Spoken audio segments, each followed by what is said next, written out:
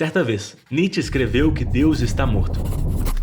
E é claro que isso deixou muita gente com raiva.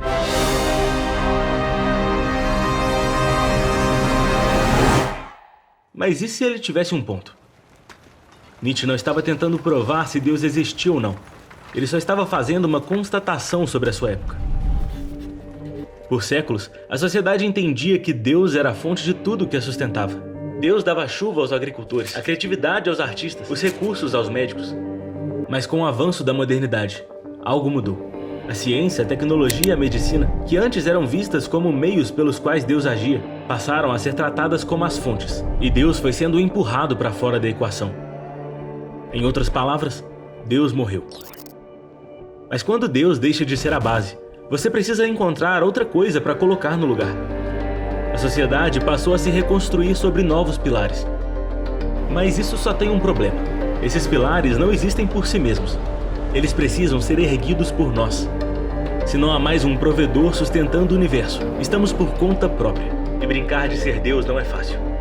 Se Deus está morto, tudo depende de nós.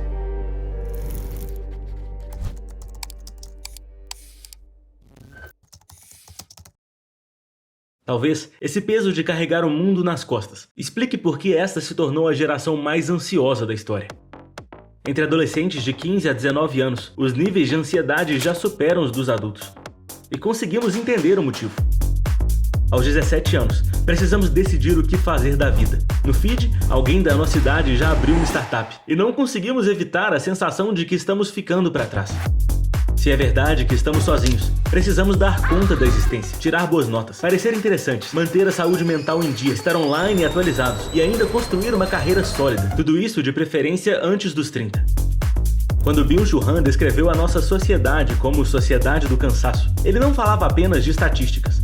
O cansaço não é só uma possibilidade, é uma consequência inevitável do estilo de vida que adotamos. É só reparar como respondemos às perguntas mais simples. Quantas vezes, ao te perguntarem como você está, ao invés de reconhecer o que realmente estava sentindo, sua resposta automática foi: estou cansado. Por trás do ritmo frenético da cultura, se esconde um medo antigo, anterior às ambições e aos projetos de poder, como um ruído persistente que já não conseguimos perceber. Se Deus está morto, é em torno da sua ausência que passamos a orbitar. Esse medo se transforma em autopreservação, a tentativa constante de garantir a própria sobrevivência. Estamos cansados não só porque fazemos demais, mas porque acreditamos que se pararmos, ninguém vai cuidar de nós. Apesar disso, a maioria das pessoas ainda diz acreditar em Deus.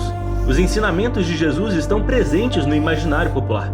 Foi ele quem apontou para as aves do céu e para os lírios do campo, e garantiu que, assim como eles são cuidados, nós também seríamos. Por que então vivemos como se tudo dependesse de nós? Você pode até discordar de Nietzsche, mas acreditar em Deus apenas na teoria não muda muita coisa se a nossa vida continua sendo guiada por esse medo. No fim, uma fé teórica é um ateísmo prático. Nós encontramos esse medo logo nas primeiras páginas da Bíblia. Depois de matar seu irmão, Caim é condenado a viver como fugitivo, longe da presença de Deus. A humanidade já havia sido expulsa do jardim, mas agora Caim estava sozinho no mundo. Ele teve medo. Poderia ser atacado, passar fome ou morrer por algum desastre. Sua resposta foi construir uma cidade. E uma cidade começa com muros. Se Deus está morto, precisamos colocar nossa confiança em muros. Desde então, todas as cidades foram construídas sobre esse mesmo medo. Cada império que a história conheceu se levantou para reter, se proteger e garantir a própria sobrevivência. E milênios depois, nós continuamos cercados por muros. Só que hoje eles são outros. Nossos muros são os diplomas que prometem estabilidade profissional, os investimentos financeiros que juram que não passaremos necessidade, e a rotina exaustiva que nos dá a ilusão de que temos tudo sob controle. As ameaças podem ter mudado, mas o medo ainda é o mesmo. Certa vez, em uma dessas cidades, um menino de 12 anos se perdeu. Era a época mais movimentada do ano, e enquanto sua família voltava para casa, Jesus ficou em Jerusalém. Quando perceberam que ele não estava com eles, seus pais voltaram desesperados e o encontraram no templo, conversando com as autoridades religiosas. Ao ser questionado, a sua resposta foi tão estranha para os seus pais quanto ainda é para os leitores modernos. Vocês não sabiam que eu deveria estar na casa do meu pai? Essa resposta parecia errada. Como ele poderia chamar aquele lugar de casa? Até porque sua relação com o templo ao longo de toda a sua vida não foi muito amigável. Mas a resposta de Jesus não tinha necessariamente a ver com localização geográfica. Tinha a ver com segurança. Ele não falava do templo, mas de algo maior.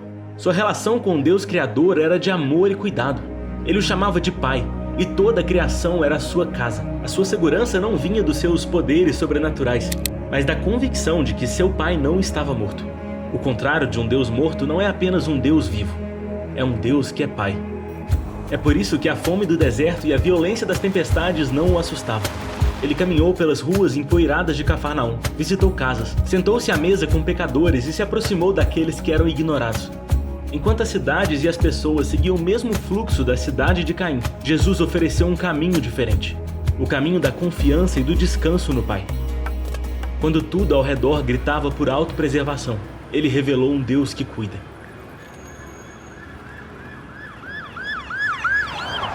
No meio da cidade, Jesus nos faz um convite. Venham a mim, vocês que estão cansados e sobrecarregados, e eu lhes darei descanso. Aprendam de mim, e vocês encontrarão descanso para a alma, pois meu jugo é suave e meu fardo é leve. Seguir Jesus é viver de outra forma, com menos medo e mais dependência, com menos pressa e mais confiança. E nós somos chamados não apenas a crer em sua mensagem, mas a experimentar sua vida hoje, vivendo como filhos nessa casa. Mas para permanecer nessa casa, precisamos permanecer como filhos. Somos tentados todos os dias a matar o Pai, porque queremos as coisas do Pai, mas não queremos o Pai. Pode parecer uma atitude drástica, mas ela se repete de forma sutil na rotina. Quando compramos o medo e a freneticidade desse mundo. Quando deixamos de ajudar por medo de faltar para nós. Quando medimos nosso valor pelo sucesso, pelo dinheiro ou pela aparência. Quando confiamos em políticos, líderes ou tecnologias como a solução definitiva para o mundo. Quando racionalizamos o que sabemos que está errado em vez de obedecer. Quando tratamos a oração como plano B, porque duvidamos da presença ativa de Deus. Se diante das dificuldades a mão de Deus não é imediatamente reconhecida, não estamos vivendo no mundo de Deus. Estamos vivendo um ateísmo. Seguir a Jesus é levar suas palavras a sério e viver em discipulado e obediência real. Esse medo perde força quando descobrimos que temos um Pai. E à medida que imitamos a vida de Jesus, anunciamos que esse medo tem prazo de validade. Deus não está morto. E o melhor de tudo, Ele é Pai. Nesse mundo, podemos baixar nossas armas e confiar nas palavras de Jesus. Busquem, pois, o reino de Deus, e todas as coisas lhes serão acrescentadas. Não tenham medo, pequeno rebanho, pois foi do agrado do Pai dar-lhes o reino. Para quem é filho de Deus, o mundo é um lugar perfeitamente seguro de se viver.